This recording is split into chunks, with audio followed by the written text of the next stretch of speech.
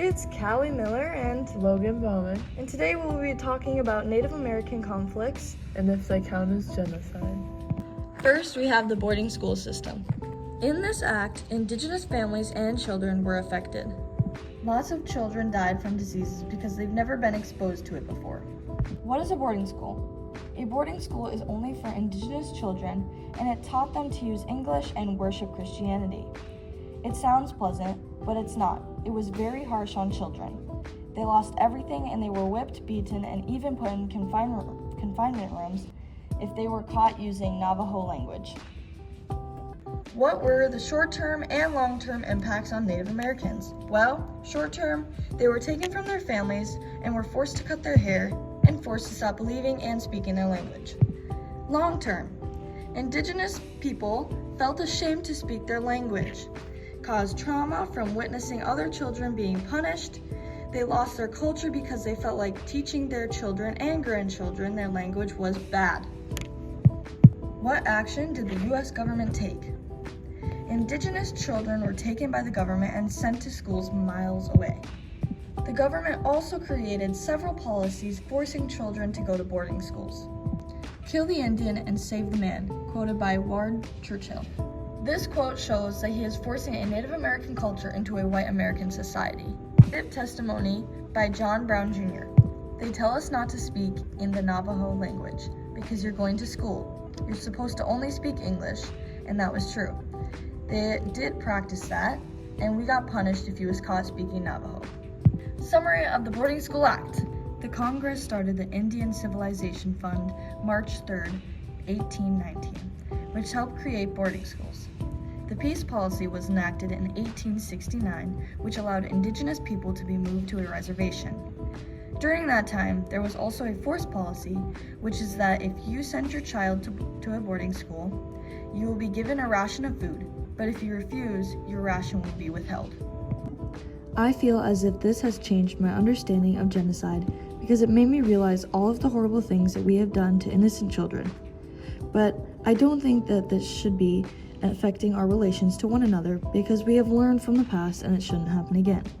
Yes, I believe the boarding school system was an act of genocide because 1. They are causing serious bodily harm by punishing innocent Indigenous children.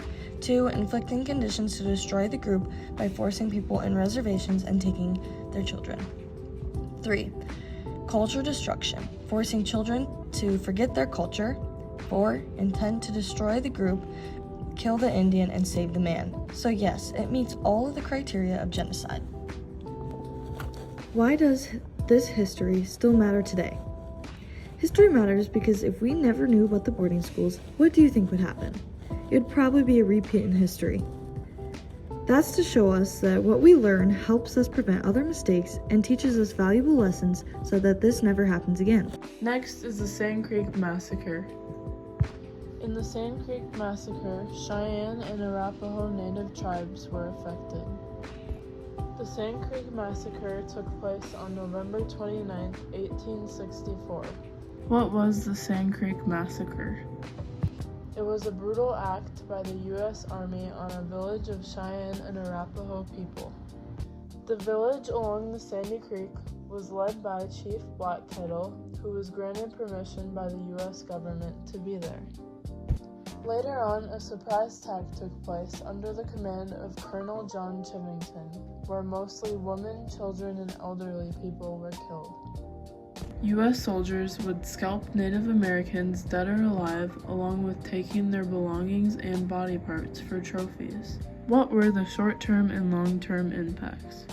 Some short-term impacts were that many people were injured, travel was disrupted, and Denver was isolated, which delayed deliveries of supplies and mail to many people.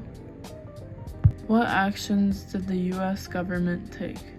After details about the massacre became known, the United States government signed a treaty calling for an end of the conflict between parties, called the Little Arkansas Treaty. The treaty also established a small reservation for both indigenous nations in western Oklahoma. The government also later on realized tribes should be compensated for their losses. "We want no peace until the Indians suffer more." Quoted by Major General Samuel R. Curtis. This quote shows how U.S. soldiers didn't want Native Americans to have any peace. Native Testimony by Black Kettle. My shame is as big as the earth.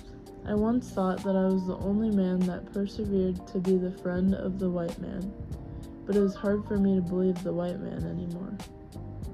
Summary of the Sand Creek Massacre. The Sand Creek Massacre was the slaughter of peaceful Cheyenne and Arapaho villagers by the U.S. Army in southeastern Colorado. Despite promises of safety, about over 100 people, mostly women and children, were killed and mutilated. This brutal act of violence and betrayal fueled further conflict in Colorado wars and remains a significant historical tragedy. The Sand Creek Massacre changed my understanding of genocide because it showed me how much betrayal and hate can be involved when a group is set on something. I believe the Sand Creek Massacre was an act of genocide. 1. Because many Native American group members were targeted and killed. And 2. U.S. soldiers caused serious bodily harm by mutilating many women, children, and elderly individuals. Why does this history still matter today? This history still matters today because the Sand Creek Massacre is one of the most tragic events in America's history. It marked a major turning point in Native American and white relations.